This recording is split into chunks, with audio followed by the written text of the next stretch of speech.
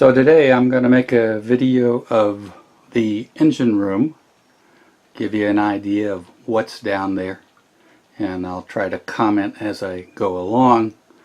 We're in the wheelhouse, as you see here, and the entrance to the engine room is down here.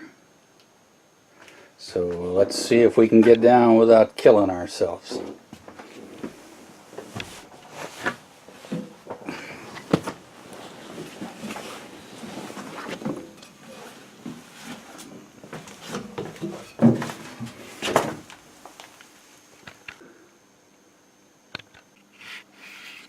So we're looking towards the stern here, and we've got some open space back here we use for storage, and the rudder hardware is here up above, and the prop would be obviously down below over here.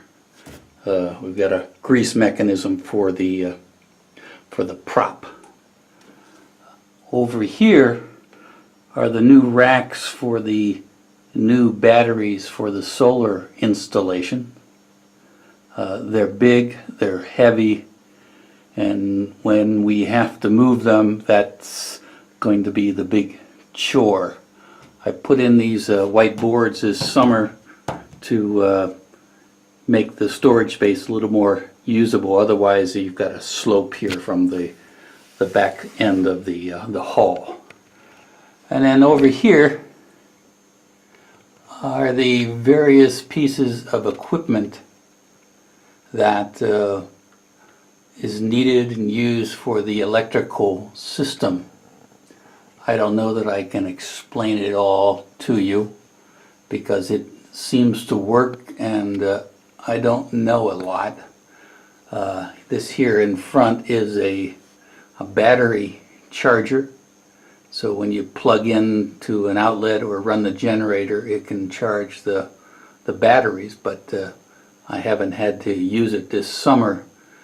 Virtually no need to plug in the entire summer. The device here in front is the inverter. This is what does the work of taking the electricity and turning it into 220 volts. And the device here in front is what controls the solar feed. So as we're making electricity on the solar panels, it's coming down into this device, and it's turning it into the type of electricity we can use. It's storing it in the batteries. That would be the 4 batteries here in the back, and then from those batteries it goes to the inverter, and that converts it into 220 volt. These black batteries are the starting batteries for the engine. There is a somewhat of a connection between the two. If the starting batteries would be low for some reason, couldn't start the engine, we can use the other 4 batteries to do a boost to the engine or to the starting batteries to hopefully start the boat. Now we're looking generally forward. This is the port side over here. Behind this wall of tools is a 250 liter fuel tank, diesel tank. We have tools over here, toolboxes. I've tried to go through this year and throw away a lot of things that have collected over 40 or 50 years. We have extra filters for oil and the fuel up here, extra belts for the fan belt on the engine.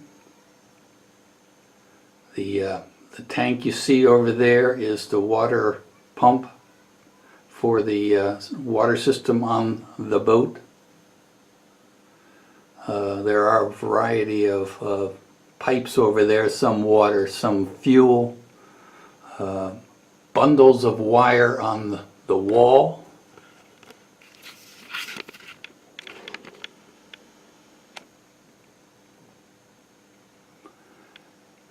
And if I was a good boatman, I would probably try to rip out a lot of those wires and modernize the boat.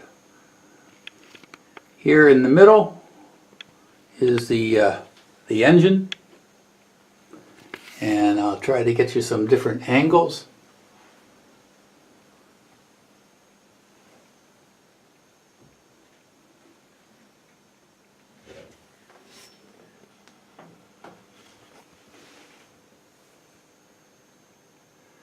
Up in front, that silver cylinder is the water exchange. We use water from the canal to cool the engine, but the engine has its own cooling liquid, antifreeze, and the water from the canal simply goes into this heat exchanger, cools the engine coolant, and then the water is pumped back into the canal, and hopefully the engine stays cool.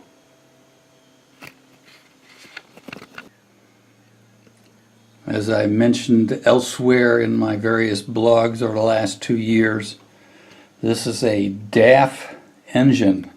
DAF probably stands for something in the Dutch language, but this is an engine manufactured in Holland.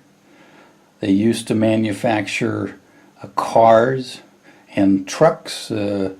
The car business was sold off, and they just manufacture truck engines and truck tractors for pulling semi-loads. It's a 6-cylinder diesel. It has a turbocharger here on the top, and that gives you some extra power when you want to go very fast, but on the canals that rarely happens. Here in the back is a twin disc transmission, and it works without fault. We changed the oil in it this year, probably for the first time in a long time. Down here is my pride and joy, the new remote spin-on, spin-off oil filter. The oil comes over here via these pipes. The old unit used to sit down inside here, and it was very difficult to change the oil. So by putting on an adapter plate and bringing these hoses over, we can now get down here and change that really quick and cleanly. And to give the starboard side of the DAF engine equal billing, here's a view of it. Oil dipstick, oil pump to remove oil from the crankcase when you want to change oil, the second filter for the diesel, and we got an alternator up there, and part of the cooling system down here for the engine.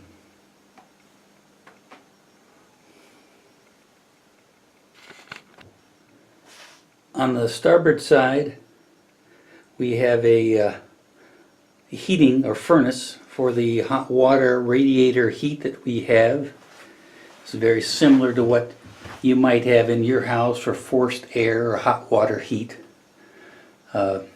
I've had it on only for a couple days, and the 2 years we've had it, it works fine, but we have the diesel fireplace, cast iron fireplace in the salon, as they say, and we really don't need to use this, although it works.